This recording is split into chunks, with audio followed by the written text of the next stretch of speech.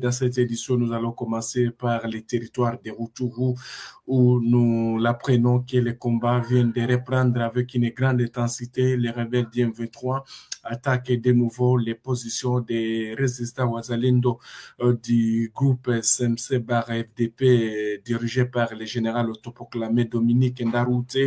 Les combats ont repris donc la matinée de ce mercredi 13 août 2025 dans le territoire des Rutshuru, plus précisément dans les groupements donc des Bwito entre les rebelles du M23 soutenus par l'armée rwandaise et les résistants Wazalendo. Des sources dans la région affirment que ce sont les rebelles du M23 soutenus par l'armée rwandaise qui était la première à ouvrir donc l'effet sur les résistants Wazalendo, alors que des affrontements sont signalés au niveau de Kiyeye dans la chefferie de Bwito. Nous sommes toujours dans le territoire des Rutshuru, dans la province de Nord Kivu, ce mercredi 13 août 2025, et c'est là, c'est en violation du cessez-le-feu. Donc, les rebelles du M23, soutenus par l'armée rwandaise, ont ouvert le feu sur les volontaires pour la défense de la patrie, les VDP du CMC-FDP du général autoproclamé Dominique Ndaroute, comme je l'ai évoqué. Vous devez retenir que Kiyeye, c'est l'une des localités aussi qui compte la chefferie de Bwito, et cette localité qui constitue donc une grande résistance des résistants Wazalendo. Il n'y a pas de cela où les rebelles du M23 donc faisaient des combats à distance où ils pilonnaient les positions des résistants Wazalendo à travers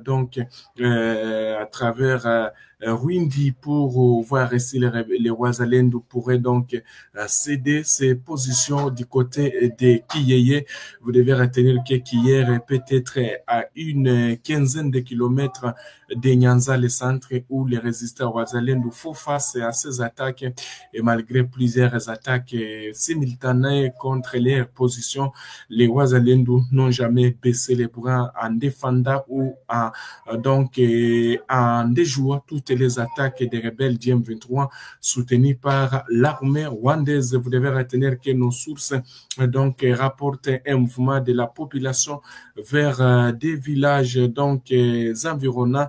Des bombes et d'autres armes lourdes sont entendues sur plusieurs collines, ce qui donc contribue à la paralysie des activités agricoles et commerciales dans la région. Les rebelles du M23 qui continuent donc à pilonner les positions des Wazalendo.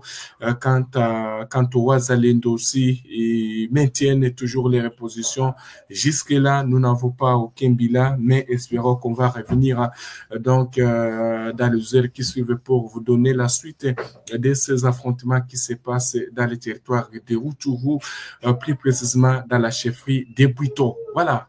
Alors, on va prendre la direction de la ville de Bukavu, où beaucoup de gens entendent pour savoir qu'est-ce qui se passe dans la ville de Bukavu, alors que dans la ville de Bukavu, il est en train de sonner 13h38, chers téléspectateurs d'Afro Info 243. Voilà, il y a une information en provenance de Bukavu. Qu'est-ce que vous devez retenir concernant la ville de Bukavu après qu'une grande présence de Wazalendo a été signalée donc du côté des Panzi, situation donc tendue toujours dans cette ville depuis hier pour toute la nuit agitée, où il y a eu donc des échanges de tirs maintenant, alors que les Wazalendo ont fait leur entrée dans cette ville. Donc c'était hier à partir des 12 heures où les Wazalendo faisaient les rentrées et où ils ont tenu un meeting dans plusieurs artères de la ville de Goma. Alors, au titre de la nuit, il y a eu échange, surtout donc du côté des Panzi. Alors, la situation de ces comme je venais de le dire, il est en train de sonner 13h39 dans la ville de Bukavu. La situation de ce matin est calmée dans tous les quartiers de la ville après une nuit agitée. Les rebelles du M23 soutenus par l'armée rwandaise qui occupe la ville depuis février donc de l'année en cours n'ont pas encore communiqué sur l'échange des tirs qui ont secoué les quartiers Panzi de 18h à minuit. Donc, de 18h jusqu'à minuit, il y a eu toujours des échanges de tirs. On va revenir avec même les images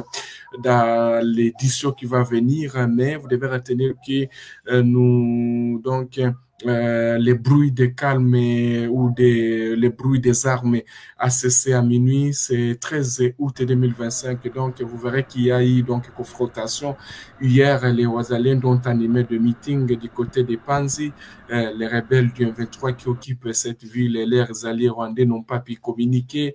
Alors, ce matin, la situation reste toujours calme. Il n'y a pas donc bruit des armes. C'est ce que nous apprenons aussi, chers téléspectateurs d'Afrique Info 243. Mais la nuit, il y a eu donc une situation qui était tendue, et surtout vers 18h, des crépitements de balles ont été entendus dans les quartiers Panzi. Il y a une partie donc qui relie la ville au territoire de Kabaré. Là, nous sommes dans la partie sud, puisque la commune de Bagira touche aussi le territoire de Kabaré.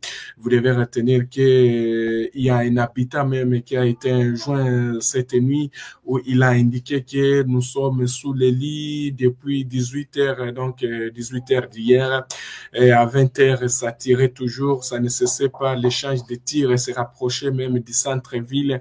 Selon les mêmes sources, nous avons appris que les Ouazalendo ont décidé de combattre comme les FRDC ne veulent pas le faire, a déclaré un habitat de la place de Bukavu. L'armée aussi congolaise et les rebelles du M23 soutenus par l'armée rwandaise ont dénoncé chacun une violation du cessez-le-feu décrété au Qatar à Doha.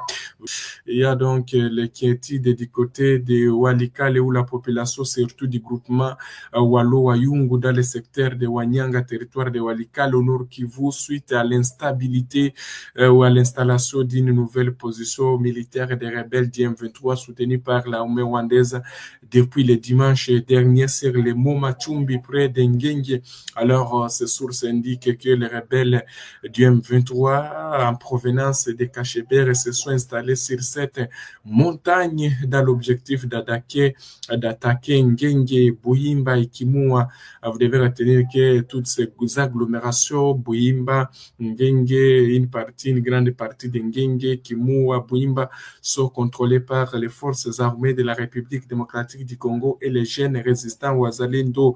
Vous devez retenir que des agglomérations à forte concentration de déplacés ayant fui les territoires de Massissi. Ce sont ces agglomérations qui hébergent les déplacés qui ont fui les territoires de Massissi, parce que lorsque nous parlons à Likale, c'est un territoire qui est à cheval avec les territoires ou à limite avec les territoires de Massissi et également les territoires de Lubero. Alors la crainte de la population est partagée par les autorités aussi coutumières du groupement Walo-Wayungu. Pour rappel, vous devez retenir que l'installation de cette nouvelle position sur les monts Machumbi situé à la lisière entre les groupements Walo-Wayungu et Lubiriki intervient après des affrontements entre les rebelles du M23 soutenus par l'armée rwandaise et les Wazalendo de la coalition Uhuru-Mak la semaine dernière, où dans la même zone, il y a eu des confrontations selon des sources sécuritaires. Au moins 18 rebelles ont perdu la vie au cours de ces affrontements. Merci à tous nos téléspectateurs qui nous suivent dans les territoires aussi de Beni, Butembo. Ils sont très nombreux. On va prendre aussi cette information où les forces armées de la République démocratique du Congo ont dénoncé hier mardi donc les forces armées de la République démocratique du Congo ont dénoncé hier mardi dans un communiqué des attaques répétées contre les repositions au Nord Kivu et au Sud Kivu par la coalition M23 RDF en violation des accords de paix de Washington et de la déclaration des principes de Doha. Alors, les forces armées de la RDC dénoncent l'attitude belliciste de l'AFC M23 et ses alliés rwandais et des multiples attaques perpétrées par cette coalition contre les positions des forces armées de la RDC du Sud Kivu et du Nord Kivu. Ces offensives quasi quotidiennes s'accompagnent donc donc des attaques ciblées des civils congolais sans défense, majoritairement ici de la communauté Hutu dans la province du Nord Kivu, a-t-on lui dans les communiqués signés par ou lus par le général-major Sylvain Ekenge, porte-parole des forces armées de la République démocratique du Congo, que je vais vous laisser suivre donc ici.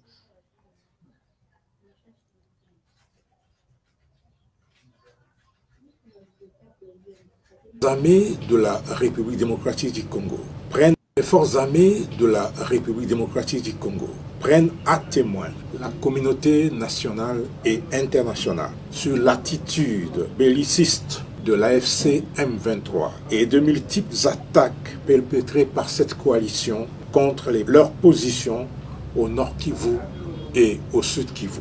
À ces attaques quasi quotidiennes s'ajoutent des massacres ciblés des populations civiles congolaises sans défense, en majorité Hutu au Nord Kivu. Les forces armées de la République démocratique du Congo dénoncent cette violation intentionnelle et manifeste de l'accord de paix de Washington et de la déclaration des principes de Doha, ainsi que les propos dilatoires distillés dans les médias et les réseaux sociaux pour justifier cette attitude, tout en restant respectueuse des engagements pris par le gouvernement de la République dans le cadre des processus de Washington et de Doha pour le retour d'une paix durable dans la partie orientale de notre pays. Les forces armées de la République démocratique du Congo se réservent le droit de répondre de manière appropriée à toutes les provocations